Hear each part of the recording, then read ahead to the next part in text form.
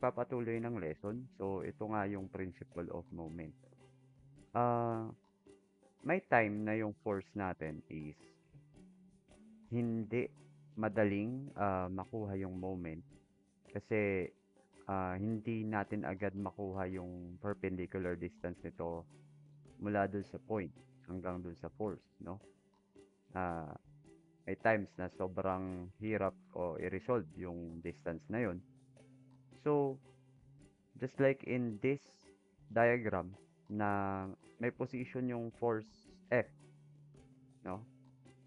From an origin O na with X and Y coordinate.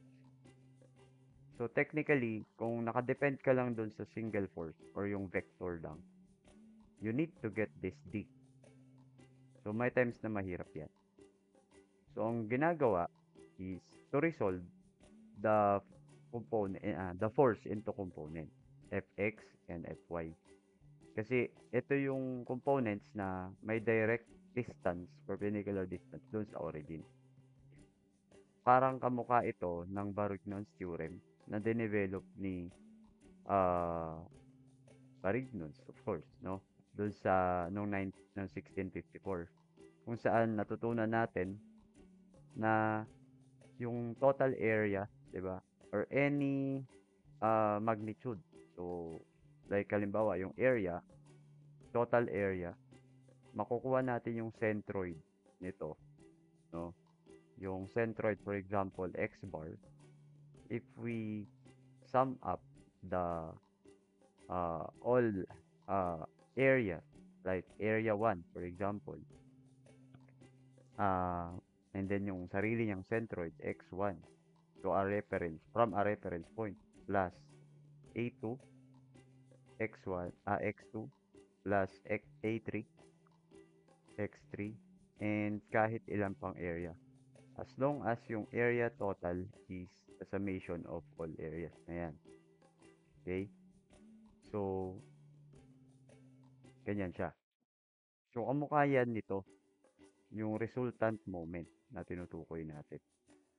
So, kung hindi natin ma-locate directly yung perpendicular distance ng F, okay, sa, sa point of origin or point of rotation, i-resolve natin muna sa component.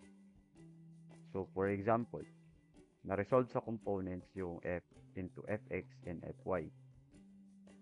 Kunin natin yung summation ng moment nito. So MO is equal to, so i-treat natin na yung uh, clockwise direction or clockwise moment should be in a positive manner. So yung Fx will create positive rotation. At ang perpendicular distance ng Fx, kung titignan natin, is y. 'Di ba? So yun, isipin nyo lang yun, na parang may tansi ka dyan. Pat mo yung force doon using transmissibility principle. Yan yung y. So hanggang in constant practice, masasanay ka na masasanay yan. Nai-imagine mo yan. So fx times y minus yung vector fy, okay, i-times naman natin sa perpendicular distance nito sa O, which is x. Okay, i-project mo lang, no? So baka kasi nalito kayo, baka ito yung isipin yung distance ng fx sa O. No, dapat perpendicular distance. Okay? So fx or sorry, fy times x. So ito yung parang general formula nung or general concept nung pagkukuha ng resultant force or moment of a force, for example. So, bigyan pa natin ng halimbawa. Determine the moment of a force about point O. So, kagaya nito, meron tayong beam attached at the wall, no, fixed at O. So, meron tayong hugot na 5 kilonewton na naka-align 45 degrees from the horizontal. So, ang tendency ay umikot yung beam na ito. No? Kung ito ay pin or hinge, magro-rotate yan. So, kailangan natin yung moment ng force ni 5. So, compared dun sa mga previous examples natin, ito medyo komplikado dahil hindi direct ang nakikita yung perpendicular distance. Kahit na alam natin na ang moment ay force times distance lang, kailangan alamin mo mabuti yung perpendicular distance. So, may tatlong ways para isolve ito na pwede niyong pagpipilian or saan kayo mas madadalian. First solution is yung hanapin natin yung perpendicular distance mismo ng force. So, yung line of action ng force ay hindi natin gagalawin. Ibig sabihin, susundan talaga natin to. So, pipilitin natin na makuha ito. Ito yung sinasabi kong mahirap gawin. Okay? Pero, minsan lang naman. Etong D na perpendicular this na sa force tsaka doon sa point. Para direct ka na. So, obvious naman na may mga ways ka na makukuha yung D. So, hanapin natin yung triangle. So, yung triangle natin ang magbibigay sa atin ng clue. Naintindihan? So, yung triangle na to obvious na ang hypotenuse natin is yung beam mismo na 3 meters.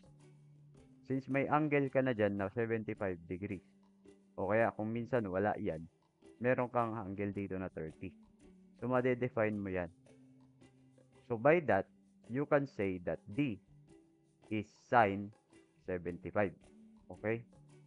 So, makukuha mo yung distance na itong D na to, or sorry, hindi D, 3 pala, 3 sine 75. Yun yung D mo. So, ibig sabihin, yun na agad yung distance ng, ng force na to, na 5 kilonewton from the origin. Solution 1, you should take the D as 3 sine 75. 2.898.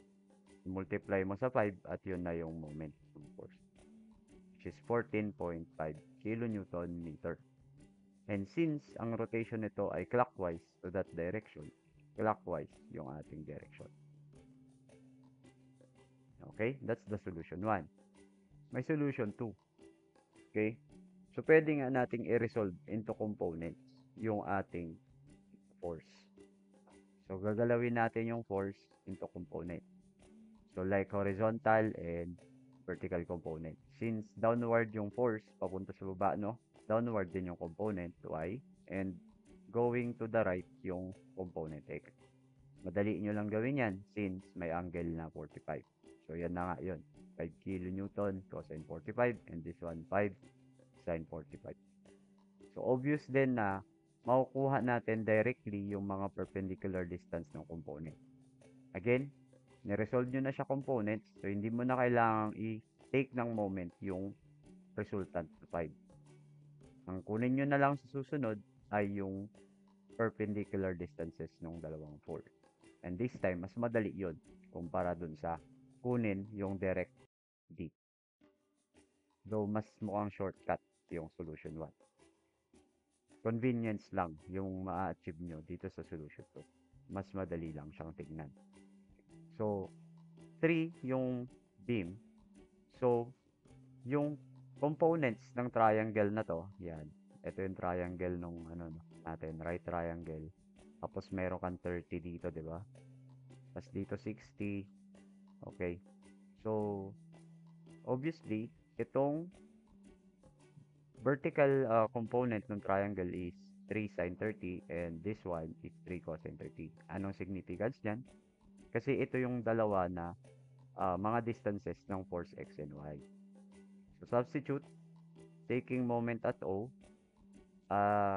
counterclockwise to be positive. Yan ang assumption natin. Ina-assume muna natin na, counterclockwise positive. Kung sakali man na mag-negative yung result nito, baliktad lang yung assumption. Ibig sabihin, clockwise pala siya. So, technically, sisimulan ko sa fx and it will rotate at clockwise direction. Ayan siya, tingnan niyo po yung pwesto ng force, no? Ito yung line of action niya. O yan. So, Lalagay ko siya dito and ito yung sinasabi nating perpendicular distance. Sa isip mo lang yan, no? So, ang ikot niya, kung paano siya umikot, ganyan. Clockwise yan. So, ibig sabihin, fx times dy. Ito yung perpendicular distance niya. Negative yung ilalagay natin kasi clockwise nga siya. 'Di ba trinit natin counterclockwise sa positive. So, ganun din yung fy, no? Fy, ang perpendicular distance niya is ito, dx. And also negative kasi clockwise din siya. So, substitute all the values. Eto na siya. Okay? And finally, you have a negative 14.5 kilonewton meter. So, hindi mo isasagot yan na negative 14.5. Sinasabi lang sa atin na baliktad yung assumption mo na counterclockwise positive. Ibig sabihin, ang sagot ay 14.5 kilonewton meter clockwise straight. Parehas lang sa solution 1. Intindihan? So, sir, pwede ba akong mag-assume na clockwise positive? Pwede. Para automatic na hindi ka na magkakamali sa assumption. Pero again, assumptions are assumptions, so pwede ka pa rin bumaliktad or baliktad. Okay? Wala namang discretion sa paggamit ng assumption. Pwede rin clockwise positive or pwedeng counterclockwise positive. May solution 3 pa. Okay? If you want, pwede rin na yung i-resolve mo naman yung component o yung force into components na yung isa ay magdadirect to zero. Paano mag-direct sa zero, sir? Yung isang component should lie or should uh, traject doon mismo sa point of moment. Naalala nyo yung sa kamay na hinihila yung lever? That principle is a zero distance force. So, ibig sabihin, zero ang distance niya sa point of origin. Or, kapag ang force ay tumatama mismo doon sa point of origin, walang moment yun. Ibig sabihin, malilesen mo yung equation mo. Instead na is dalawa ang component ang magte-take ng moment, isa na lang. Kasi yung isa ay diretso na sa point of origin. Napakahalagang principle nun, no? Dapat ano yon na maging technique mo yon. So, kaya lang, syempre, i-effortan nating i-resolve into components na tatama yung isa dun sa line of action sa origin. Ito yon. So, since may 30 degrees ka dito and 45 degrees ka originally from the horizontal yung force kanina, ipwesto mo yung force na x, at treat mong x axis itong line of action ng beam, and then perpendicular to that is the y-axis. So, this is 30 degrees. Okay? Pansin natin yan. Galing yan dito. So, para makuha yung force Fy, no? 5 sine 75. Tama? Magiging total of 75 degrees na ito. Okay? At ito yung vertical component na tinutukoy natin. So, Fy should be 5 sine 75. So, ang Fx automatic ay 5 cosine 75. Kaso, hindi mo naman din yan kailangan kasi hindi na siya mag-take ng moment sa O kasi direct toward siya sa line of action sa O. No? Mas madali ito kasi isang component na lang yung pagmo-moment. So, assuming counterclockwise to be positive, dahil clockwise yung Fy, so negative 5 sine 75 times 3. Ang perpendicular distance automatic ng Fy na to is the perpendicular to that force, which is yung beam length, 3 meters. Mas napadali nito yung solution. Again, ang sagot ay 14.5 pa rin. Okay? So, we have 3 options to do when dealing moment of a force. Yan. So, may isa pa tayong example. Kagaya na lang nitong cantilever triangle na to na naka-attach dito sa wall. So, yung point O, ito siya. So, mag-take tayo ng moment yung tong 400 sa O. So, obviously, wala kang direct. Kumbaga, kung titignan mo yung line of action nung force 400, so ito yung sinasabi kong method 1, no? Pwede mong kunin yung D na to para direct mo na lang. Pero, meron bang obvious na way para gawin yan? So, meron lang tayong 0.4 meter, meron lang tayong 0.2 meter na mga legs ng triangle. Siguro, madali yan kung makukuha natin yung hypotenuse. Okay. Tapos yung angle na ito. No? So, kung tsatsagain natin, possible yun. Pero kung akong tatanungin, ay doon na lang ako sa mag-resolve na lang ng components ng 400. Okay? So, if I resolve the components of 400 into an x and y, meron ka na kagad perpendicular distances. Itong force na to is Fy. Itong force na to is Fx. Basta tatandaan lang natin, yung Varignon's theorem, yung principle of transmissibility that you can move force into its line of action para ma-appreciate mo yung mga perpendicular distances nito. Ganun lang. Ulit-ulit na tayo dyan. Na alam ko naiintindihan nyo na yan. So then, Fx is equal to 400 cosine 30. No? 400 cosine, sine of 30. And this Fy is 400 cosine of 30. Yan. So, if I take moment at O, counterclockwise ulit is positive as assumption.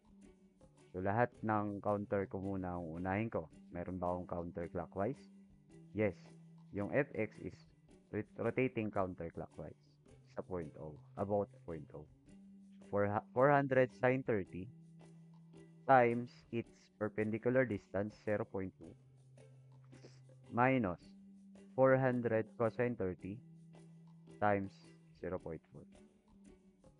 And finally, we have negative 98.6 Newton meter. Sabihin, baliktad yung assumption ko na counterclockwise positive. So, baliktarin lang natin sagot. That is positive 98.6 Newton meter clockwise. Ganun lang siya kadali. Okay? So, may mga series of problem pa dito na ni-resolve ako. So, I hope tagain nyo pang panoorin ito, no? And then, I will resolve this para makatulong po sa klase natin. So, number 1, determine the moment of a force about point O. So, ganun pa rin ito. I-resolve ko lang ito into components again, and then direct na natin take ng moment. So, 100 Newton is nakaslope ng 3, 4, 5. So, siguro naman familiar pa rin kayo sa slope, no?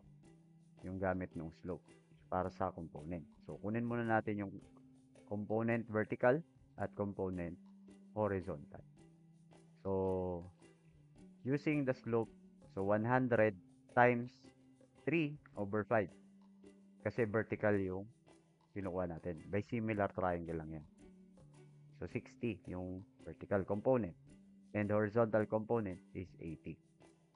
So, kitang-kita na natin kung paano ito magtitake ng moment sa O. Yung mga perpendicular distances nila ay 2 at 5. So, resultant. Kunin natin yung moment sa O. So, treating counterclockwise positive. So, si 60 muna unahin ko. Since parehas naman silang clockwise, so negative sila parehas. So, 60 times the perpendicular distance ito is 5. Yan. Ito. And, yung 80, ang perpendicular distance niya sa O is 2. No? So, yan. Ito yung line of action. Yan, perpendicular distance 2. Finally, we have negative 460 Newton meter. Dahil negative, baliktad siya, so clockwise siya. Obvious naman no? Okay, tingnan natin yung line of action ng force. So, iikot talaga siya ng paganyan sa O. Clockwise talaga siya. Okay, next problem. To determine the moment of the force about point O. So, medyo nakaka-intimidate yung mga drawing, no? Yung problem. Pero, mag-focus lang kayo sa position ng force. So, dahil itong force ay 300 Newton at naka-incline ng 30 degrees from the horizontal, ang mission mo lang ulit is to resolve that into components para mas madali natin siyang matake ng moments O. So, resolve. Direct. Vertical component. So, upward. That is 300 sine 30. O 150 yon. Then, cosine naman ito or horizontal component is 300 cosine 30. 259.808. Ang next mong gagawin is to find its perpendicular distance, yung both. So, isa sa pataas, isa sa halang. So, medyo critical kasi itong 0.4, okay ka na dyan. Kailangan ko lang ito. Diba? So, kuha lang ulit tayo ng triangle. So, itong the hypotenuse is itong nakalikong height and then yung horizontal ito, tapos ito yung vertical. So, this horizontal is 0.3 cosine 45.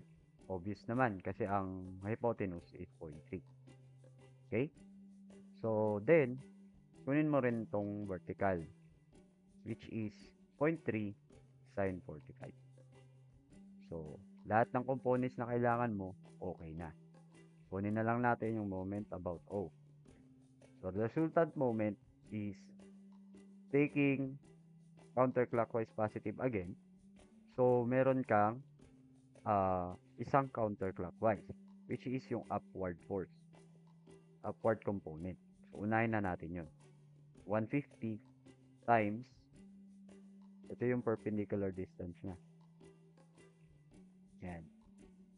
So, 0.4 plus 0.3 cosine 45. Okay? Minus.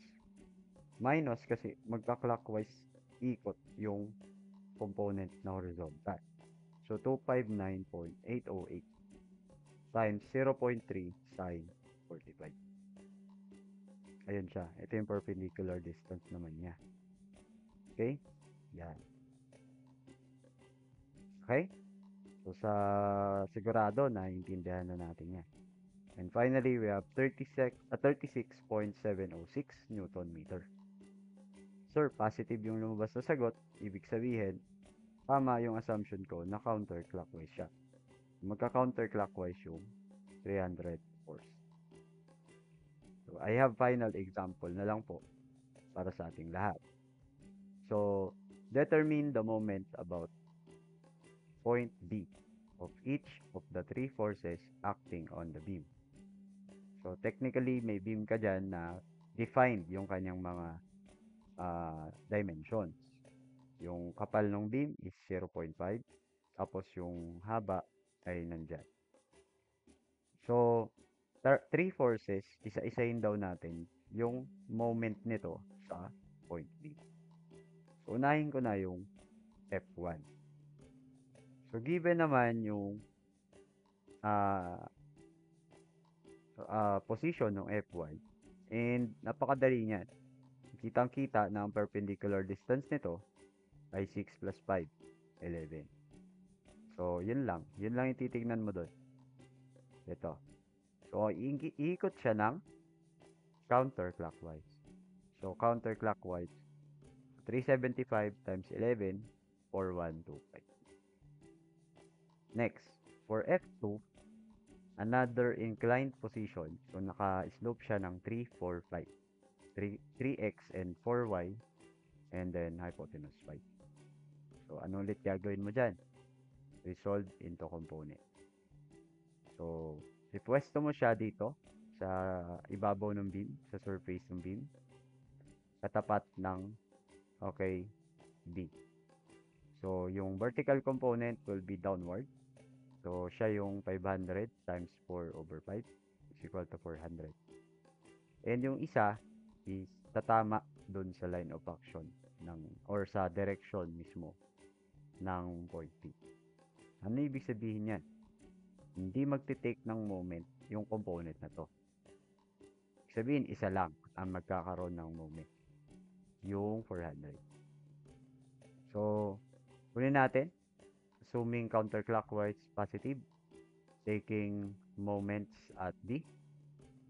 400 na lang yung magte-take ng moment times 5. Ito yung kanyang vertical distance, 5. 2,000 pound per, o 2,000 pound foot. Positive sagot, so counterclockwise siya. Then lastly, for F3, isa na lang. So, yung tension rod na to na nakakabit sa ilalim ng beam. May distance yung point na ito ng 0.5 mula sa B. Okay, nakikita natin. So, ngayon, ang gawin natin, i-resolve natin into components yung F3. So, lagay natin yan dito. What's 60 cosine 30? At saka, 160 sine 30. So, obviously, alin sa dalawa ang hindi magkakaroon ng moment sa B? Siyempre, yung naka-inline doon sa point B. So, mawawalan ng moment yung 160 cosine 30. So, isa na lang kunin natin, 160 sine 30. At ang moment arm nito, or perpendicular distance nito is 0.5 as obvious. At ang ikot nito ay counterclockwise. So, 40 pound-foot ang sagot. Counterclockwise. So, yun lamang. At tingin ko ay makakatulong na yan sa pag-aaral natin ng moment. So, meron pang isang principle ng moment or application ng moment at yun yung tinatawag nating moment of a couple. So, abangan natin sa next video ang moment of a couple and happy learning sa atin, happy studying. Sana mag-solve kayo ng mag-solve ng problems at para masanay kayong lahat. Thank you for watching. God bless.